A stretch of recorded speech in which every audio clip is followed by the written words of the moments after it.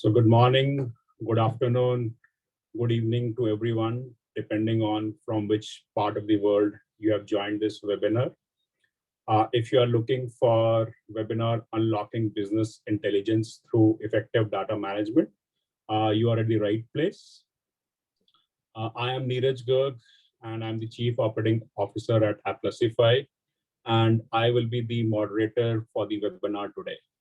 At Aplusify, I lead a multi-talented team of 300 plus developers who help associations and nonprofits drive digital transformation within their organization, enabling them to be more innovative, agile, and member-centric. So before we start this webinar, a few housekeeping tips. This webinar will be recorded, and the recording will be shared with everyone who has actually registered for it. There is a Q&A section at the top, and you can actually post your questions as the webinar progresses, and our experts will try to answer them as and when we get to know them. So today's webinar is more about the role of business intelligence within the associations. In this digital world where we are leaving our digital footprint several times in a day, it becomes important for every organization to collect this data and then organize it in a fashion so that we understand our customers better, right? And it's all about understanding your customer that actually helps your business grow. So this art of applying intelligence to the data so that you know your customer is referred to as business intelligence in very, very simple terms. And since we are talking about data, this whole intelligence it all revolves around data. And if it revolves around data, the data management is very, very important if you want to get good results from this business intelligence. So today we are going to talk to our experts and explore more on how associations and nonprofits can benefit from business intelligence and how data governance actually helps or is the key to achieve this objective, right? So I have two very special guests in this webinar, and I would like to welcome our esteemed panelists, Daniel Alacqua and Dr. Gwen Garrison. Welcome, Daniel. Welcome, Gwen. Good to be with you, Neeraj. Yeah. Thank you. So pleasure to have you here. Before we start, I just want to give a brief background about our esteemed guests. So Daniel is an experienced technology leader and a certified project management professional who has been working with nonprofits and associations for more than 20 years now. He has a very strong background in technology strategy, organizational strategy, IT governance, portfolio management, and project management. And he takes a very holistic approach to data governance that is invaluable in fostering successful outcomes for his clients. He's actually driving strategic consultants right now. And prior to that, he has worked with American Medical Informatics Associations, Hartman Executive Advisors, NFSA, Association of Internal Educators, and many more to be added. So the breadth and depth of his experience gives him a unique perspective on business needs on nonprofits and associations. So welcome, Daniel, and thank you for being a guest at this webinar. Thank you. I would like to introduce Dr. Garrison as well. She has immense experience in research and as data strategist with a focus on data collection, reporting, and policies. She helps leverage organizational data assets through trifecta of data skills, which is visualization, management, and governance. And I think that is what is required in business intelligence as well, because everything that we visualize is what imprints in our mind. She has managed huge data systems with millions of records and thousands of variables with high ethical standards for taking care of privacy and security. She's actually the founder and principal data strategist at High Sierra Insights, where she and her team provides data governance, business intelligence, and evaluation services. She's also the founding director of Claremont Graduate University's Educational Evaluation and Data Analysis Program, and clinical full professor in the School of Educational Studies. She has authored over 65 associations and academic level publications and presentations. A very, very impressive profile for both of you. And thank you for being a part of this expert panelist. I think it would add a lot of value to all the audience who are actually attending this webinar. So before we start this webinar, I actually want to launch a quick poll so that we actually understand the depth and breadth and maybe the challenges that the audience are facing in respects to BI and what their questions are. So let's just launch this poll and see what results do we have.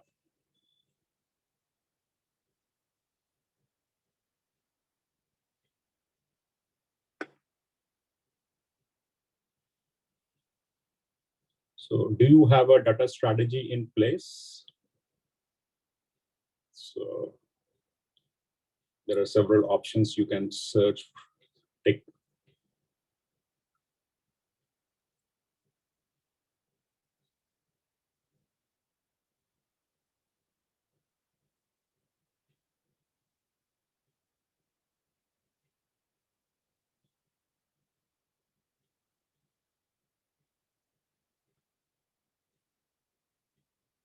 Okay, can you share the results for the poll?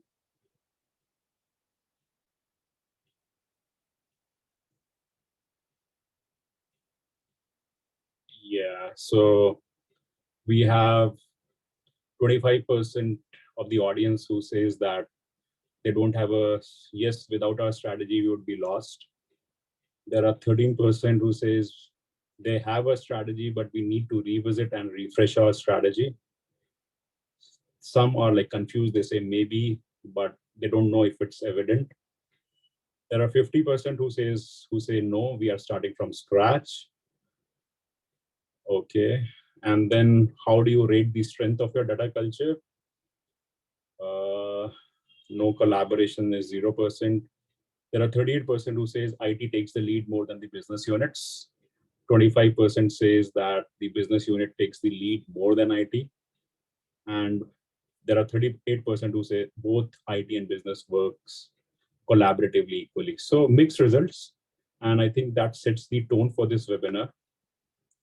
So Daniel and Gwen, since we are talking about business intelligence, what do you think the BI is, how relevant is BI for the associations and non-profits, right? How strategically important it is for them nowadays? Sure. So I'll actually take that question.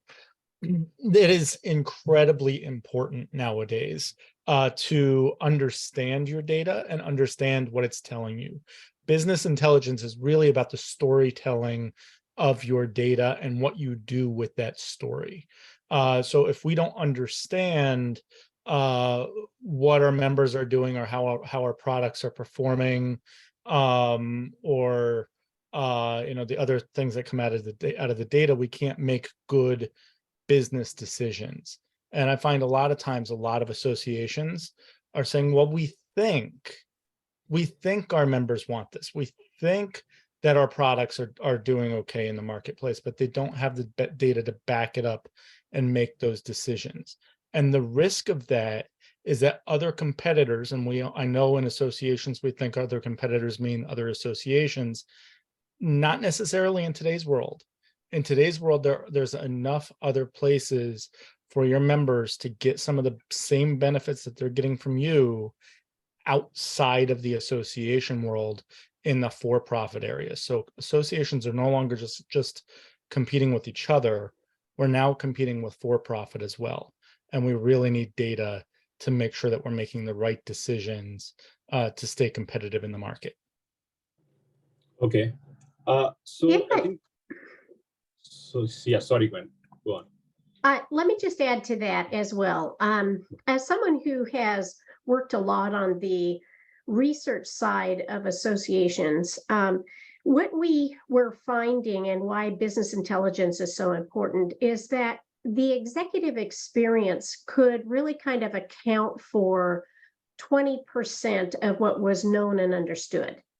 And as Daniel said, that's not going to keep you in a space of relevance for your members or to fend off competitive, primarily other vendors who may be seeking to gobble up and provide services to your particular association group.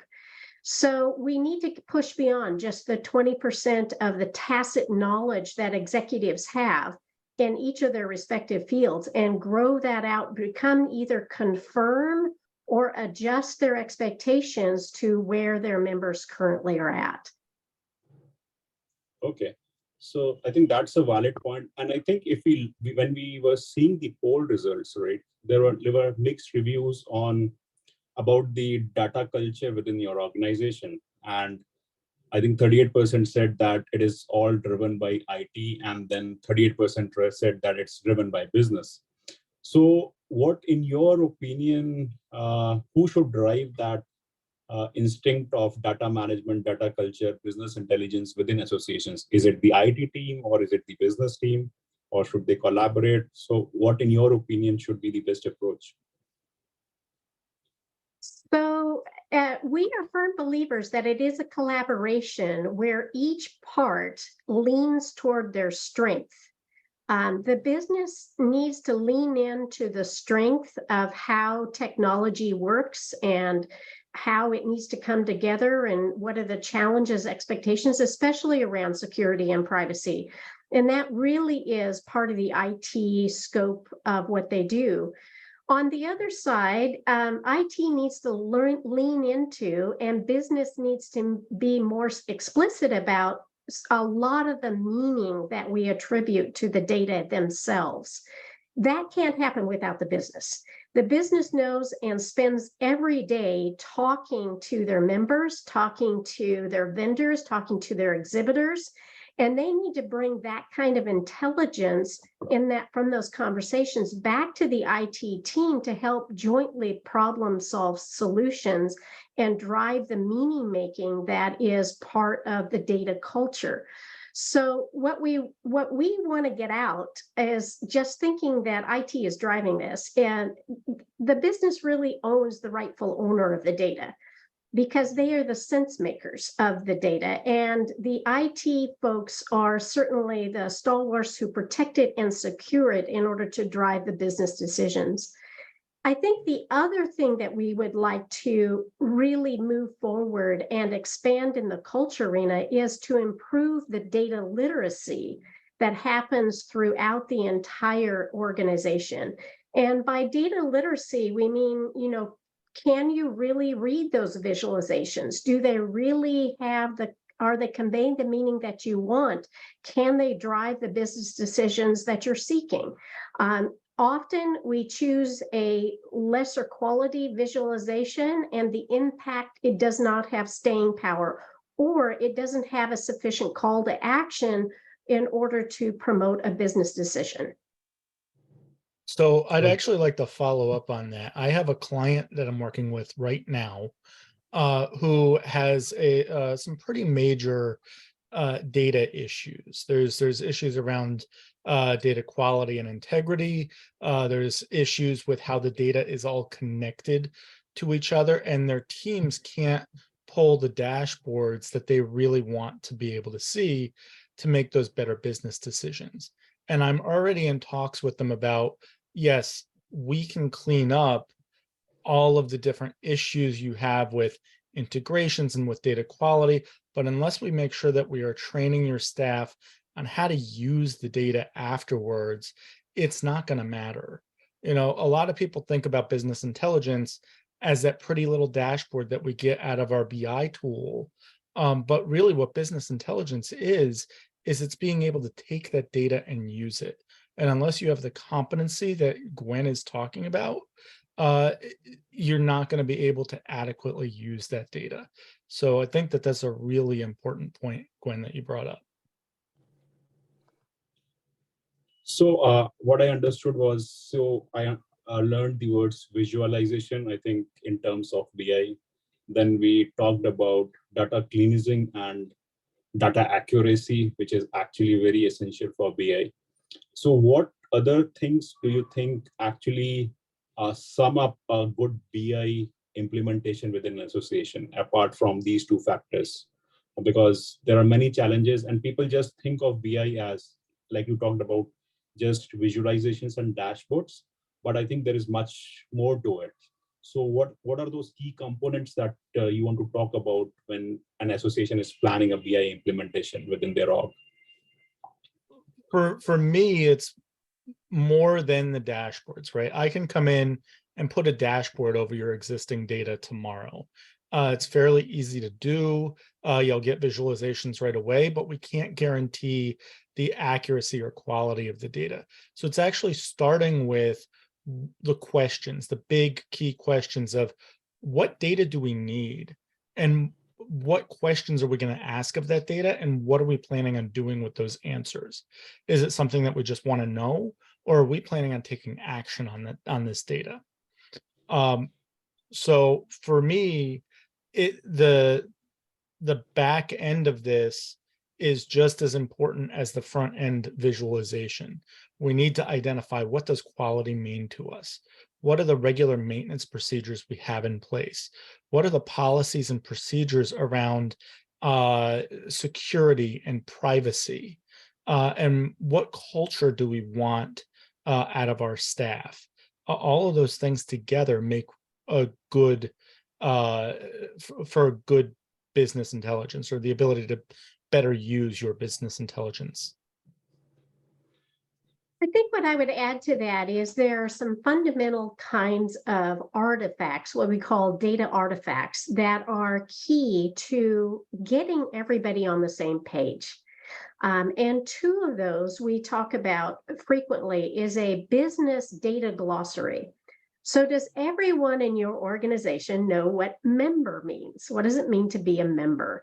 Because often in our AMS systems, there are several different types of membership types of attributes. A lapsed member, a renewal member, a new member, a member who has been around a long time and we want to seek their contribution and participation in leadership, voluntary leadership positions.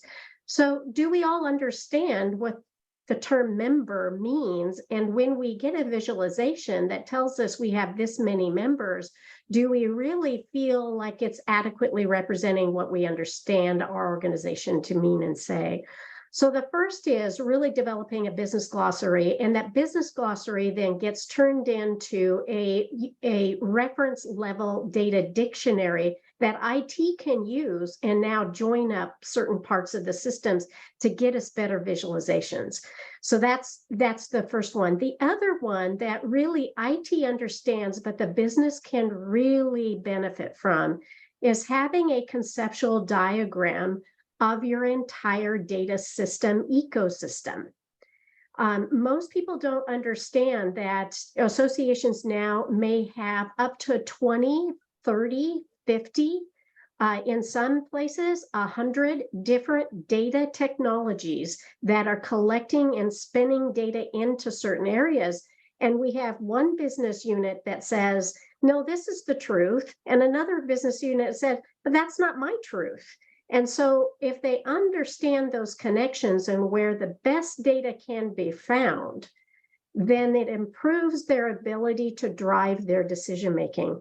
So those are the two key components, or one large one is building out your data artifacts so that you have a unified sense of what the data management and governance process is like. Okay. So, yeah, I think there should be one source of truth, right, for getting a good business intelligence. Now, what we have seen, as you told, right, what we have seen with associations is they have silo systems working, right, from where data is just getting populated within these systems. And even many people don't know that from where that data is coming. So obviously effective data management is essential for it, but Whenever, what do you suggest to the organizations or associations when you are actually doing a BI implementation for them and they have discrete systems all over the place, right? Because if they have discrete systems all over the place, you cannot just build a dashboard over all those discrete systems. So what is it like starting that process with the business and the IT team? So how does that process works and how do you start that engagement with them?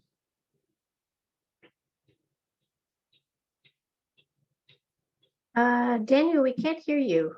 What Oh, happened? sorry about that. I usually start twofold. So I usually start with interviews of the business units. What data do they need? Where is that data currently? And how are they going to use it? After we have that general knowledge, we're able to go back and start to create a systems map. And it's really, okay, you've got 5 different systems. How are they all integrated, or are they not integrated? And what data is in each system? This mapping helps us identify what systems need to be tied together and how they need to be tied together, what data needs to pass back and forth. It's not always everything needs to pass from one system to another. Maybe you just need that one thing passing into your main database in order to be able to more accurately pull the reports that are important to your organization.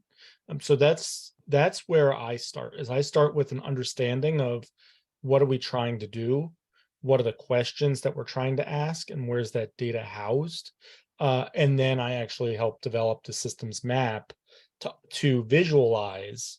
Okay, this is actually where our data lies, and now we can develop a strategy for integration of the data based on that. I'm going to add one more thing to what Daniel has said, and that is that really focuses back to data culture.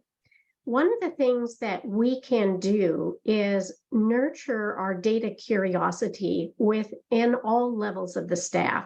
And sometimes the best questions are actually being derived right from the line staff who every day is working and talking with members or talking with potential exhibitors. And they see right away that there is some data that if they knew that this was not just a singular point or a particular complaint that someone has, but it was more broadly part of what a challenge that folks were running into as part of registering for an event, that they could actually bring forward some solutions that actually, if they understood that was more than just a singular and isolated event. So nurturing curiosity and helping us to ask good questions is part of starting that process and not suppressing what observations people are making or experiencing from the line staff itself. Okay. So we are talking about data, and since we are talking about BI, we are talking about data. And whenever we talk about BI, we also talk about technology, right? Because BI is often related to, we should go with this tool or we should go with this tool. Should we use Salesforce Einstein to do all these analytics, or should we bring another tool, Microsoft Power BI? So I understand technology is changing, and associations, decision makers always hear that, right? And I think one of the things that get lost within the technology is about data governance and data management. So how do you actually bridge that gap with the people when they start about talking technology and then miss the data part to it, right? Because they will come up with different factors for you in terms of, we should implement this technology, we should then, how do you actually cater to that business needs and the technology team? How do you bridge that gap between them? So for me, any technology decision is not a technology decision. It's a business decision to improve our business processes, to make us more efficient. And data has to be part of that conversation. So with my clients, especially those that are transitioning from one database to another. So I make sure that those key conversations around data are first and foremost. What are we collecting the right data points? What additional data points might we want to collect? How are we going to use that data? And then let's talk about, those are all business decisions, right? And then we can start talking about the features and functionality that the technology can backfill to make sure that we're meeting the processes around how that data needs to be used. So I think it's with any technology, start with the business first. I'm going to echo that and just turn a little bit more towards the power of visualizations. And typically, what I have seen, and often I get calls from organizations and associations when their BI effort has fallen over. And they're asking is, can you help us understand where we can get this thing restarted? Should we abandon it? They've invested a lot of resources, not only treasure, but the talent that occurs within the organization, and everybody's frustrated. And what we see at that point is the need to actually grow the literacy around what the visualizations mean. And often this can be done with fairly simple and ubiquitous tools, such as Microsoft 365, Excel, and PowerPoint. Because if you can't get something right and the visualization and the flow and stream and the update refresh rate you need to be, you will spend a lot of time on the engineering of these BI effort without not a lot of benefit from that. And that's where Daniel and I always say, start with the business, start with their questions, and then drive to how would this help you make a decision? So sometimes it's following a little bit of a hunch that an executive team might have. And other times it's like, no, wave that off. That doesn't get us anywhere to actually supporting a business decision. So part of that is opening us up in order to fill these gaps, and also learning from each other how we can do that better by understanding the pictures of the data that we need to drive our actions. So Gwen, can I ask a question then? Not all data has to go into a business intelligence tool, if I'm hearing what you're saying correct. It can Correct. be a simple Excel chart because it's only needed one time for one purpose. Don't over engineer it. That's what I'm hearing you say. Yes. And know that there will be seasonality to your data visualizations. For example, if you want to track the event registration, as soon as the event is over, the seasonality is complete on that visualization. So you may have a standard visualization that helps you understand who is interested in particular events and who isn't from among the population that maybe your marketing campaigns are sending kind of invitations to participate in. And when you have that, it's done through that. So don't over-engineer your efforts in this case. So let me just say one more thing about it. It's important to learn what of your BI efforts will be internally focused to support business decisions and what might need to be externally available to the public or to your board, for example. And what I have learned is there's far more effort that's being driven to understand and expedite business decisions internally than there is use and value externally. So we need to think about how all of this comes together for whom and to drive what kind of decisions. Sometimes boards just need a snapshot picture over the history, whereas the marketing team really needs to know if that campaign is being effective in the audience they're trying to reach. Yeah, I think that business decision is very important. And I think when we talk to our clients, and a lot of times we have seen that the technical team that is actually implementing the BI, right? And when they are not collaborating with the business, they are just focused on what data is there within the system and just trying to portray that as a visual dashboard on the front end. And as you know, with um all these digital footprints and everyone entering their data into the system, data is just growing, right? There can be junk data to it that is not relevant, that we don't want to show. So how do you actually, so what are the best practices that you think are there for implementing BI when we talk about data just increasing by leaps and bounds in every system? How do you actually tackle that with the customers? So I take an approach of every so often we have to review the data points that we have. And it is very possible that we no longer need all of the data that we have been collecting. You know, associations for many, many, many years have been hearing big data, big data, big data. And what that's led to is a culture of hoarding. And we're hoarding a lot of data that we're simply not using. That's not of any use to us and won't be ever. So it's important to make those decisions and review. Just because we were collecting this data point on our customers 5 years ago doesn't mean we still need to be collecting it. It might not be something that's relevant anymore. And then if you throw the pandemic in there, I think that actually uh, that actually expands on the point, because after post-pandemic, now we're worried about different things than we were pre-pandemic.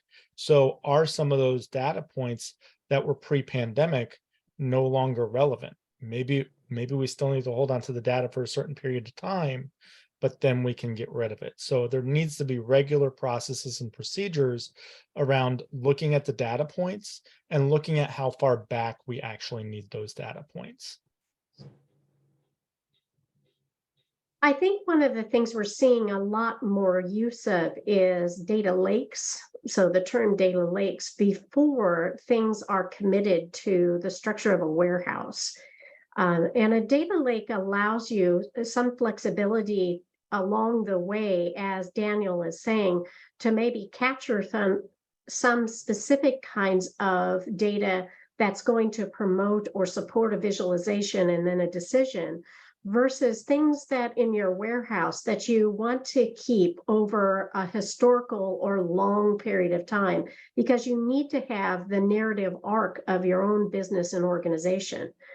And sorting that out, what things belong where, allows how the connection into the BI tools or tool or BI visualizations can be more agile and flexible, rather than just locking ourselves into one particular way of figuring out how to do one specific event or one specific visualization. There's multiple options here. And we need the business to help identify the questions. We need IT to help us understand the infrastructure and our ecosystem. And then together we need to decide what is the truth. Where is the data that gives us the best sense of the truth? Yeah, that makes sense. And I think one of the biggest challenges which all the associations face is about renewals, right? It's everyone is worried when the renewal season comes, right? So their IT systems are struggling. They don't want any kind of system downs, and they want to see how members are engaged. So I think, and renewals are only possible if we engage our members right throughout the year, right throughout the life cycle. And I think BI plays a very important role in terms of member retention and member engagement. So what do you think, like how does BI enhance the member engagement for the associations? Is it a helpful tool, or are there other ways of doing it?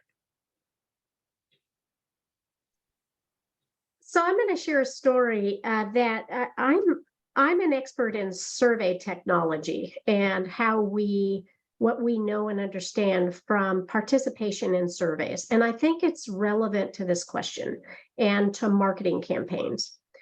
So we have a thing that we know when you send out a survey and you send a digital survey and a link, that we have what's called a 72-hour decay. In other words, the best impact and response rate you're going to get is in the first 72 hours of when that invitation is sent, right? And after that, it's going to be a trickle through that until you ask for a reminder. You send a reminder. You have to be very strategic about how you go about. As my students will know, is I have a big thing I say all the way through my survey course: respect the respondent. Don't beat them up, and use their time wisely when you send them questions. So what marketing may be able to benefit is, as they're looking at their campaigns and solicitation for members, do they understand when those go out? When is the best reception for them in order to get people to act on their renewal notices? So let me just follow that one more point from the survey side of things. We know in survey world, do not send a survey at 8:30 in the morning on Monday. It's buried in everybody's weekend email. They'll never respond. If you send it about 11 or 12, when people have discharged that, you will get a better response rate immediately. And the great thing is I have students who can test me for this, and these kind of general patterns hold. So another thing, don't send it on Friday afternoon at 4 o'clock. Everybody's shutting down. They have discharged the email that they're going to be there. And now it's at the bottom of the weekend email tray. So these kinds of patterns that we know from surveys could be tested in the marketing campaigns for renewals. And the marketing team should say, when is the best time for us to send renewal notices? When is us to send the best time of reminders to those renewal notices, so we can attract the best participation and make that happen and those engagements happen in the future. So that's something that I would add that's from another discipline area that I'm in, and maybe it can offer as a way to approach the conundrum of this problem. So I would actually add to that to look at the data, right? The business intelligence data a lot of times we have member categories, and those member categories can be broken down even further by age, or by gender, or by location. And I would start to ask questions like, okay, we're seeing a membership drop. Is it in a certain age category? Is there something else that age needs? Maybe they're retiring members. Maybe they're new students who were with you for a year and didn't see the value. So there's a lot of things that I think can be gleaned from looking at the data, the historical data over the course of the last few years, and really breaking it down to see who are we retaining, and the people that we aren't retaining. Now let's do some additional research and figure out why we aren't retaining them. Okay. And so so we implement a BI system for an association, and we start getting results. So what is the success parameter to test the effectiveness of that BI that we have implemented for them? How much time do you think it takes to actually test that effectiveness, and when do you call it as a success, right? So when we implement a system, we say that if there is a 90% adoption within the users, we call it a success. So for BI, since it's more of people who would be actually using the reports, it's a segmented data, segmented set of users who are going to use it. How do you call it a success? At what parameters? That is such a great question, Neeraj. Because I think it's really twofold, and we underestimate the first part. So I'm going to speak to the first part, and the first is, how do we measure the adoption of data culture and improving our data literacy that enhances the value of what we're doing. So if the entire culture and literacy piece is just retained at the executive level and doesn't broadly include anybody else, you're not going to have that great of adoption and data-driven decision-making where you have other people participating and engaging. And we need to acknowledge that that is a critical piece of our adoption work in these efforts. So culture matters to me a lot in that. And then I'm gonna pass the other one to Daniel to talk about adoption when you've actually got things in place.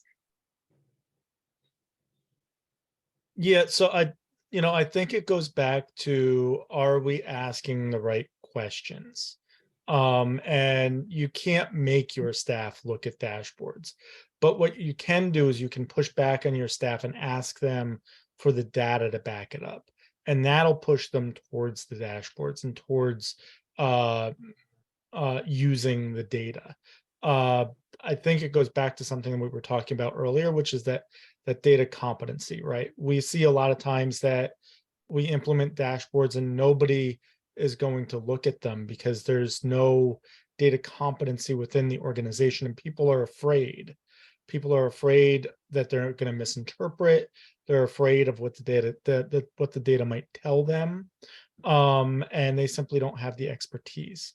So, bringing in, somebody like myself or Gwen to help sit down with the business units on a regular basis and ask the questions and look at the data together can actually help with that adoption, and help ensure that you're actually making use of the data. And eventually your staff will catch on, and they'll start to look at it on their own, and they'll start to draw their own conclusions. And that's really what we want, is we want your staff to have that competency and be successful in looking at the data and confident in the decisions that they're making based on that data. Okay. So another question, right, which is just related to that. We implement, most of the times what we have seen is you implement a certain system, right, or a BI system for them, right, and it's all hunky-dory and they start using it. But as per our conversations, it's not just a one-time activity, because it's a continuous process that they have to use. So how do you recommend that there should be a separate team who should be actually running all these processes in terms of data cleansing, data management, and then maybe training the users regularly, solving their problems? Should be there a separate team, or all these security features that we are talking about? So because associations cannot handle that unless there is someone who guides them to do it or does it. So what do you recommend after implementation approach? What should be the approach for the associations to continue that process? I'm actually happy that you asked this question, because it goes to data culture, and data culture needs to go through the organization. It needs to start at the top and go all the way down to the receptionist. And your staff need to understand the importance of the data, why the organization has taken on this project of business intelligence, and how it's going to help not just the organization, but them in their specific jobs. Now, to get to your question about, well, who owns this? There does need to be an owner of the process and of the processes, but there needs to be stewardship throughout the organization. Each business unit needs to own their individual piece of the universe, and there needs to be somebody up at the top that is overseeing all of it and sees the bigger picture of how it all comes together. Just to add to that, there is a continuum in the data management and governance world about what is the effective organization of this effort. And that is not a settled topic at this point. And it has to be worked out within the framework of the organization itself and how it supports it. So let me just say what isn't going to work well. Let me answer this a little bit in reverse. It's not going to work well if this is seen as a single one-off ad hoc situation. Yep. This must be, as Daniel says, embedded throughout the entire organization. Just like we would do many of the other tasks that we have, but don't just see this as we're adopting a new AMS and therefore we've got this data management thing, and that data management thing will get that done and this will all be over and everybody returns. The data management thing is actually going to persist because you're going to be changing out legacy technology for whatever new kind of situation that's going to support you going forward. Here's the thing that is on the radar for everyone, not just associations, but what are we going to do with AI? Because AI is coming fast and furious. And if we don't understand the data management and governance issues of an artificial intelligence, or as I like to say, augmented intelligence, if we don't understand both the benefits and the risks, we will be making decisions blind. So you may actually be working on a technology, new switch out and adoption for something, but the data management piece has to persist. It has to persist within the governance area, in the strategic area of the executive team, and then permeate all the way down through the different management, promoting data stewardship throughout the organization. Yeah, so it's that culture that has to be embedded within the culture. organization, and I think that's the key, and that's very tough to incorporate, right? It has to be a continuous training and a learning that has to be imparted to the team. Correct. So I have many more questions, but I think we are running out of time.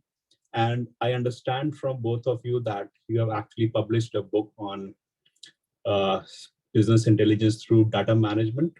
And I think let's pull that slide for that book so that you both can talk about it a bit.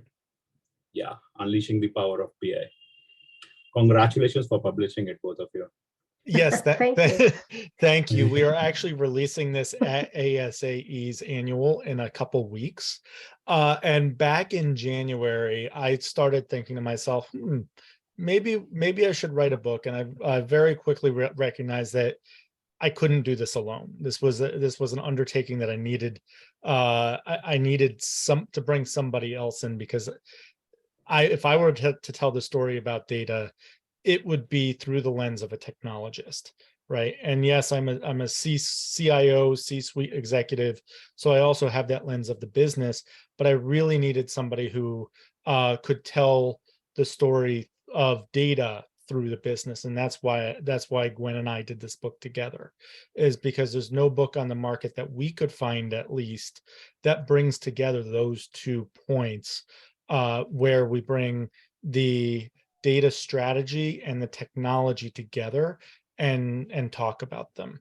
So the book really talks very heavily on that data management and governance piece. And it's a scary thing for a lot of people. And that's another reason why we wrote this book, is because it is scary and it's unknown. And the second you use the word governance, people just turn the other way and walk away. And I can't blame them.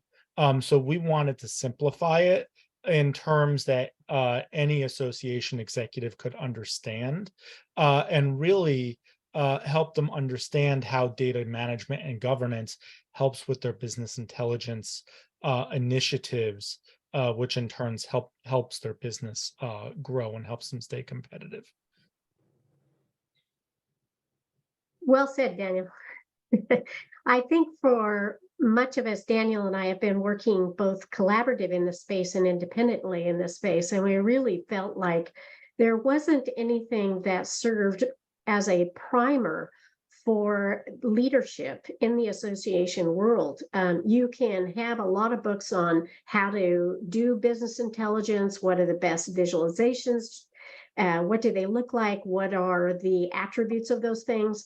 But there wasn't anything that kind of brought these two things together, as in, why would you do this? And why would you start there? And why do we need to start there? So the book was really meant to be in that. And I have to say, hats off to all of my students who have been along this journey. When I was in the association world and then became a faculty member, I just saw the need of training another executive, training the next generation of executives in this piece. And my students are overwhelmed at the beginning of the semester when we dive in, but at the end, they are very empowered now to understand how data-driven decision-making is powerful for their organizations. And I hope we have connected the dots for many people in this. That's our hope. Yeah, that's great. I think thinking of a book in January and then just publishing it in next 6 months is a great effort. So I've been thinking for so many years to write a book.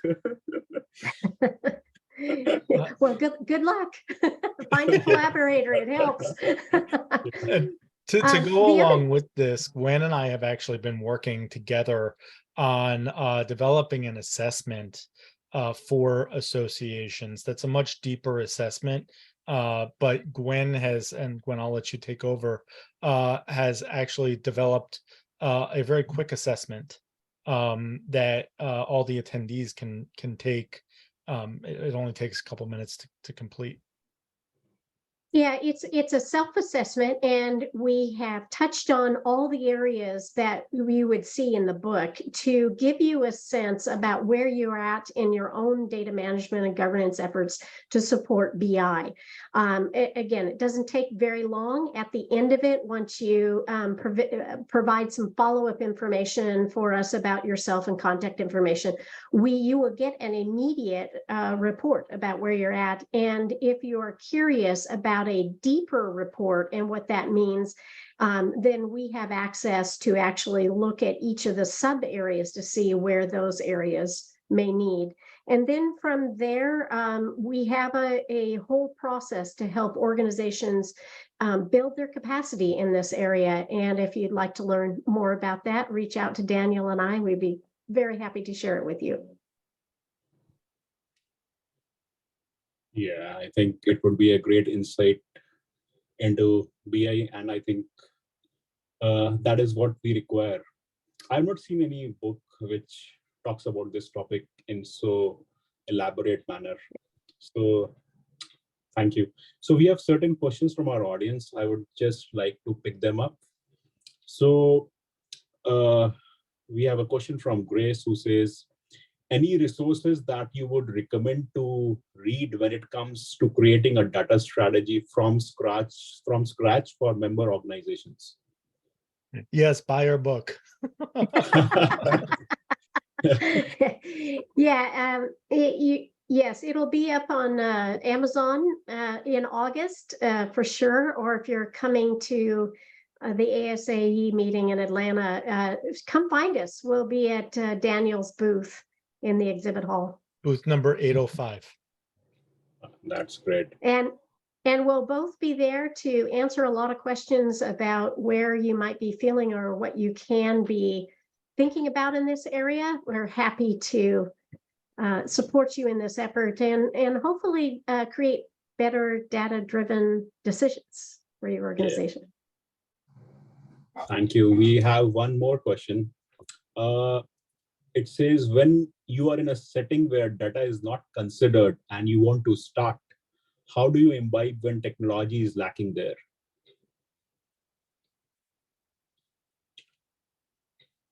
So it's more about, I think, they want to start, but they don't have the right technology experts to start with.